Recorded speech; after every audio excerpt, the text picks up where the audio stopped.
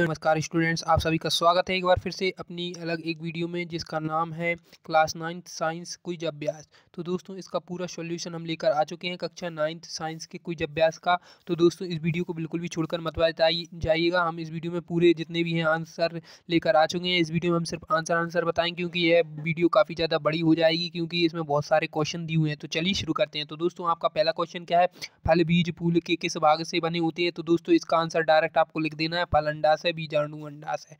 ठीक है, फिर आपको यहाँ एक चित्र दिया हुआ है PQR। तो आपको एक नीचे प्रश्न पूछा गया है जिसमें आपको होता है पाई चार्ट में वायु कुल संरचना में योगदान देने वाली विभिन्न गैसों को दर्शाता है।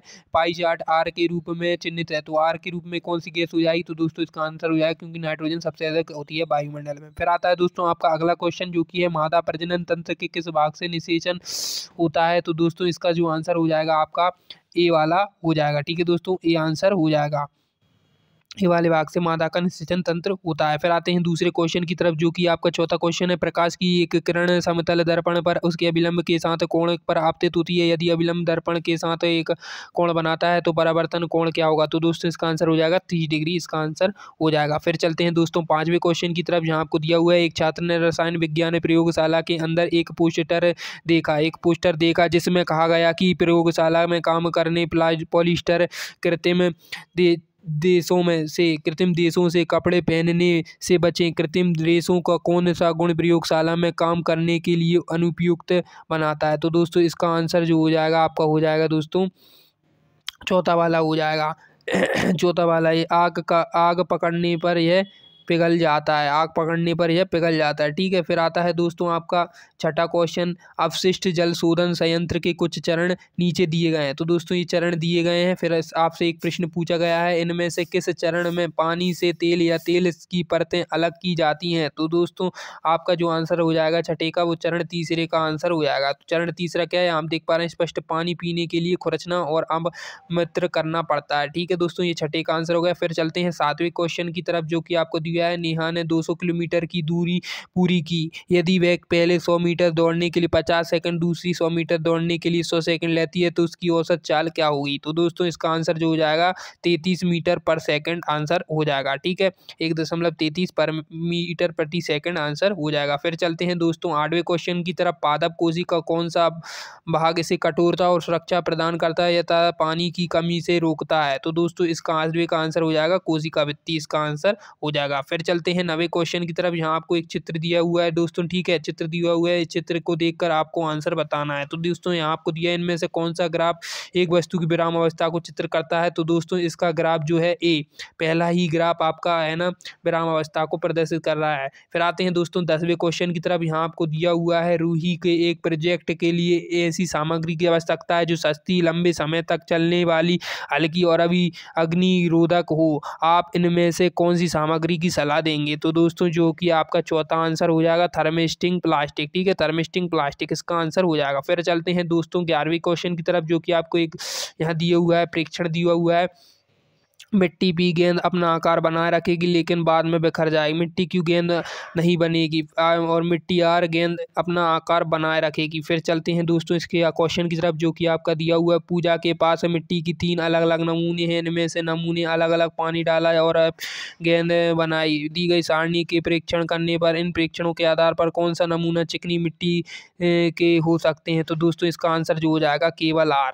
ठीक है, आर मिट्टी के हो सकते हैं। फिर चलते हैं दोस्तों 12वें क्वेश्चन की तरफ, जहाँ आपको दिया हुआ है, किसान ने समानता बीज बोने के लिए पहले खेतों की जुताई करते हैं। फसल उगाने में जुताई किस प्रकार की सहायता करती है, किस प्रकार की सहायता करती है। तो दोस्तों इसका आंसर हो जाएगा पोषक तत्वों को भरपूर मिट्टी के ऊपर ला जाती है। ठीक है, 12वें का आंसर हो गया। फिर चलते हैं दोस्तों 13वें के प्रश्न की तरफ, यहाँ आपको चित्र देखने को मिल रहा है, इसे देखकर आपको नीचे का आंसर देना है।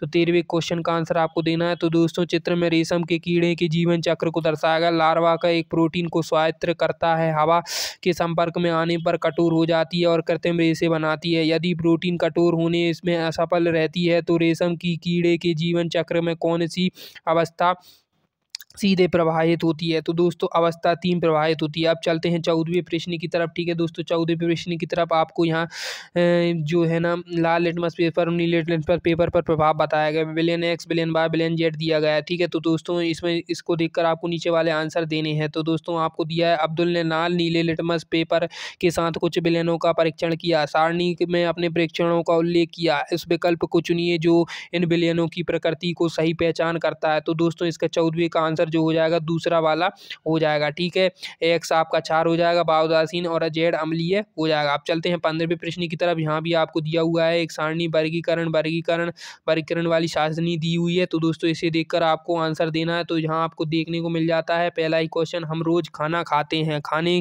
के इन चरणों को भौतिक या रासायनिक परिवर्तनों में वर्गीकृत कीजिए। चरण 1 भोजन पकाना, चरण 2 भोजन चबाना, चरण 3 भोजन का पाचन। तो दोस्तों इसका आंसर क्या हो जाएगा? तो दोस्तों इसका आंसर हो जाएगा दोस्तों आपका 15वें का पहला एक आंसर हो जाएगा। ठीक है, फिर चलते हैं अगले प्रश्न की तरफ जो कि है आपका 16वां प्रश्न, गाय बकरी भेल पक्षी इनमें से कौन सा कथन जानवरों की दी गई सूची के लिए सत्य है? तो दोस्तों 16वें का डायरेक्ट आंसर हम आपको बताते हैं, पक्षी सबसे अलग होता है क्योंकि ये अप्रजक होते हैं। 17वें का आपको एक सारणी दी गई है जिसमें आपको इसे देखकर आंसर देना है। तो दोस्तों 17वें का आंसर दो तत्वों एक्स वाई की अभिक्रिया को दर्शाया गया है। यह चार कैसे अभिक्रियाएं देंगे? तो दोस्तों इसका आंसर हो जाएगा पहला वाला। ठीक है, फिर आते हैं दोस्तों 18वें क्वेश्चन की तरफ। तो दोस्तों इसे आप पढ़ लीजिएगा क्योंकि यहाँ काफ़ी ज़्यादा बड़ा हो जाएगा, केवल 1 और सेकंड वाला इसका आंसर हो जाएगा। फिर चलते हैं 19वें प्रश्न की तरफ। यहाँ आपको देखने को मिल जाता है सारणी को देखकर उत्तर देना है। तो सारणी को उत्तर देखना है। तो दोस्तों